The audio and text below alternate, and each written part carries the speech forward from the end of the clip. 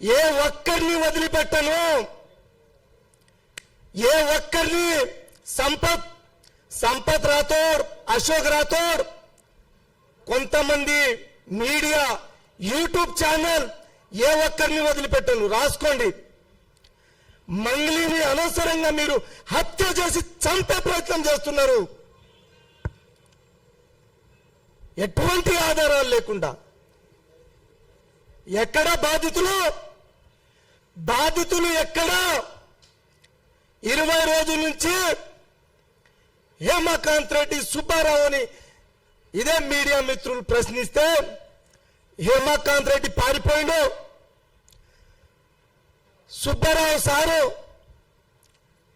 వేదిక మీద డ్యాన్స్ చేస్తుండు.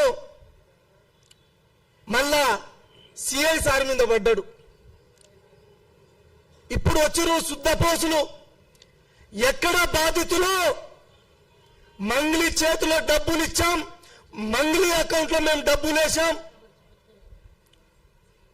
డైరెక్ట్ మా దగ్గర మంగ్లీ తీసుకుందని. ఎక్కడ?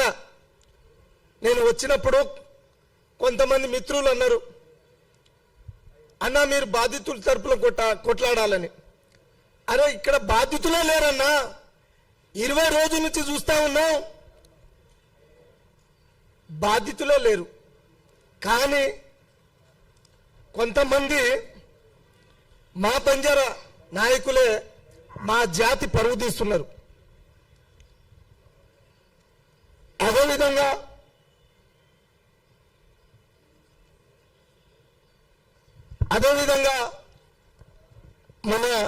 మన తొలి వెలుగు రఘు గారు, రఘు అన్న మీ స్టూడియోకి వచ్చి ప్రత్యేక సాక్షి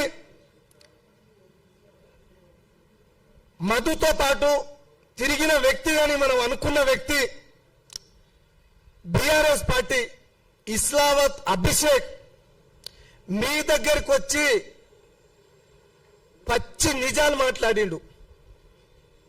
అయినా మంగ్లీ మీద పగ పెంచుకున్నట్టుగా వ్యక్తిగతంగా తీసుకొని మన తొలి వెలుగు రఘు నువ్వు కుట్ర చేస్తున్నావు, మంగ్లీపై కుట్ర చేస్తున్నావు.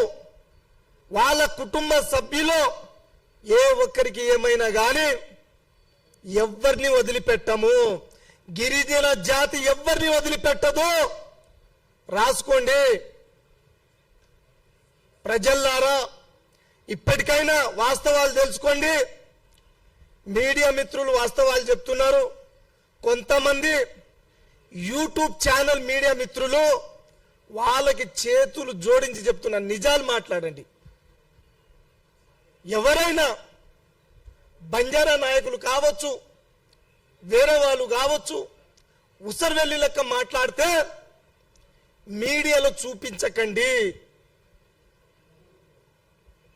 మీడియాలో చూపించకండి.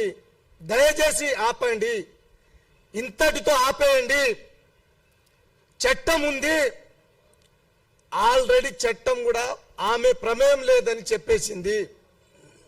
ఇంకా విచారిస్తుంది, ఇంకా ఎవరనేది విచారిస్తుంది. కానీ కొంతమందికి ఎందుకో అంత ఇంట్రెస్ట్ తోటి చూపిస్తున్నారు.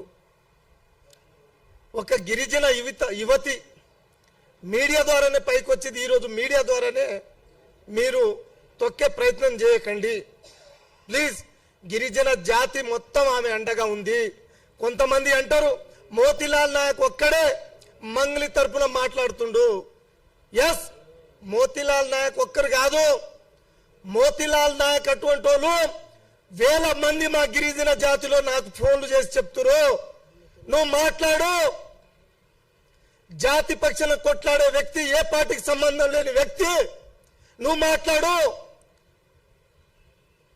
దమ్ముంటే ఆ శుద్ధ పుస్తకం చెప్తున్న సంపత్కి జనసేన పార్టీ నువ్వు రాజీనామా చేసి ఇదే మన గిరిజన పెద్దల సమక్షంలో ఆ యూనివర్సిటీలో కూర్చుందాం. రా, నీ తరపున నువ్వు రా బిడ్డ, మాట్లాడదాం.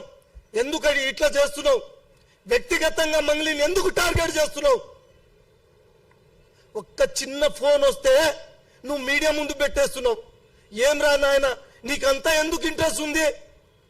అరే మంగ్లీ నాతో అబద్ధం ఆడింది, ఇట్లా చిటికేసి మాట్లాడతావు, అరుస్తావు. ఆ ముక్కులో సీము గారుతుందో మరి ఏమో డుస్సు డుస్సు అనుకుంటా, మరి ఆమెను భయప్రాంతులు చేస్తున్నావో, మరి ఆ ముక్కుతోటి ఆ మీడియా లోగోని కొడుతున్నావో తెలుస్తలేదు. అరే ఉత్త పుణ్యానికి అనవసరంగా ఎందుకు రన్నా? ఇప్పుడే జాతిలో ఉన్న అందరు ఫోన్లు చేసి నేను తిడతా ఉన్నారు. నువ్వు ఫోన్ చేసి మా ప్రాంతానికి, దేవరకొండ ప్రాంతానికి అర్ధరాత్రి వరకు, రాత్రి వరకు మా ప్రాంతంలో మా వాళ్ళని ఫోన్ చేసి నువ్వు ఫోన్లో మాట్లాడి నేను రికార్డింగ్ చేస్తా, నాకు కొంతమంది యూట్యూబ్ ఛానల్ వాళ్ళు నాకు ఫేవర్గా ఉన్నారు, అందులో నువ్వు ఫేమస్ అవుతావు, మీడియా ఫేమ్ అవుతావు. ఏం రా సంపద, నువ్వు అట్లా మాట్లాడి జాతి పరువు తీస్తున్నావు. జాతిలో ఉన్న ఉద్యోగస్తులు, రిటైర్మెంట్ అధికారులు, ప్రొఫెసర్లు అందరు తిడుతున్నారు నాయనను. ఎందుకు? ఆధారాలు ఉంటే రారా నాయన. అనవసరంగా ఒక అమ్మాయిని ఇరికించినావు నువ్వు. పాప ఆ అమ్మాయిని ఇప్పుడు ఒక అక్క చెప్పేసింది, చెప్పదనుకున్నావు చెప్పేసింది. ఎందుకురా మిగతా వాళ్ళ జీవితాలతో ఎందుకు ఆడుతున్నావు? నువ్వు సర్వనాశనమైపోతావురా నువ్వు, ఎటువంటి ఆధారాలు లేకుండా. మరి మా ప్రాంతంలో, నల్గొండ ప్రాంతంలో బాధితుల తరపున మరి ఆ రోజు ఏమైందిరా నీ జనసేన పార్టీ? నువ్వు మరి ఈరోజు పార్టీ పరంగా కుట్ర చేస్తున్నావా? జాగ్రత్త బిడ్డ, జాగ్రత్త. నోరు అదుపులో పెట్టుకొని మాట్లాడు. మరొక్కసారి నేను మీడియా ముందు వచ్చేటట్టుగా మళ్ళా రిపీట్ చేస్తే మాత్రం ఆధారాలతో పాటు అప్పుడు వేరే విధంగా ఉంటది. తస్మాత్ జాగ్రత్త.